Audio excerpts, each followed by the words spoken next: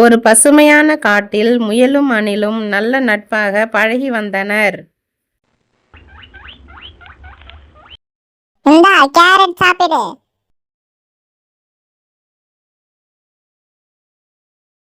எனக்கு தண்ணி தாகமாக இருக்கிறது.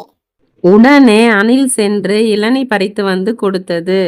இப்படி இவர்கள் இருவரின் அன்பையும் நட்பையும் பார்த்த ஆமைக்கு அவர்களுடன் நட்பாக பழக வேண்டும் என்று ஆசை வந்தது.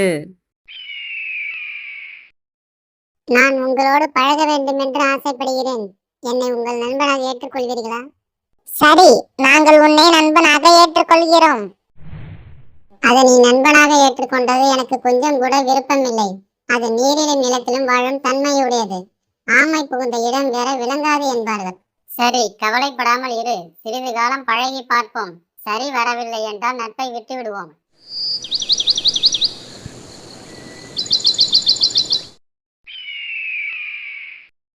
நாம் ஒரு அழகான நீரோடைக்கு சென்று வருவோம், வாருங்கள்.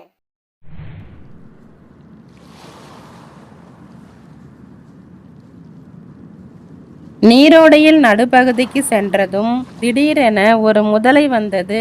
அதை கண்ட ஆமை தண்ணீருக்குள் சென்றது. முதலை ஆமையை துரத்தி கொண்டு நீருக்கு அடியில் சென்றது. காப்பாற்றுங்கள், காப்பாற்றுங்கள், எங்களை யாராவது காப்பாற்றுங்கள். நீரில் விழுந்த இருவரும் உயிருக்கு போராடினர்.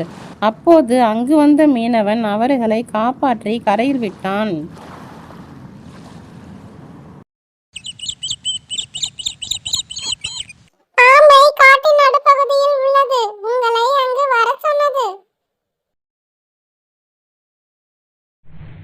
நீரில் ஜாலியாக இருக்கலாம் என்று சொல்லி நம்மை காலியாக்க பார்த்தது. ஆமை பேச்சை நம்பி நாம் இங்கு வந்தது தவறு. இங்கே நிறைய ஆபத்தான விலங்குகள் இருக்கின்றன. சரி சரி, பொறுமையாக இரு. என்ன நடக்கிறது என்று பார்ப்போம்.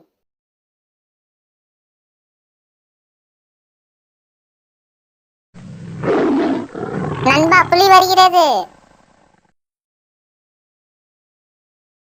அடப்பாவி, இப்பவும் எஸ்கேப் ஆயிட்டான்டா. அணில் புலியிடம் ஆட்டம் காட்டியது. அதற்குள் முயல் தப்பித்து ஓடியது. ஆமையை சாப்பிட முயற்சி செய்த புலி சோர்வடைந்து பசி தாங்காமல் வேறு விலங்கை தேடி காட்டுக்குள் ஓடியது. ஆபத்து வரும் காலத்தில் உங்களுக்கு உதவாமல் தன்னை மட்டும் காப்பாற்றிக் கொள்ள நினைக்கும் எந்த உறவையும் நம்பாதீர்கள்.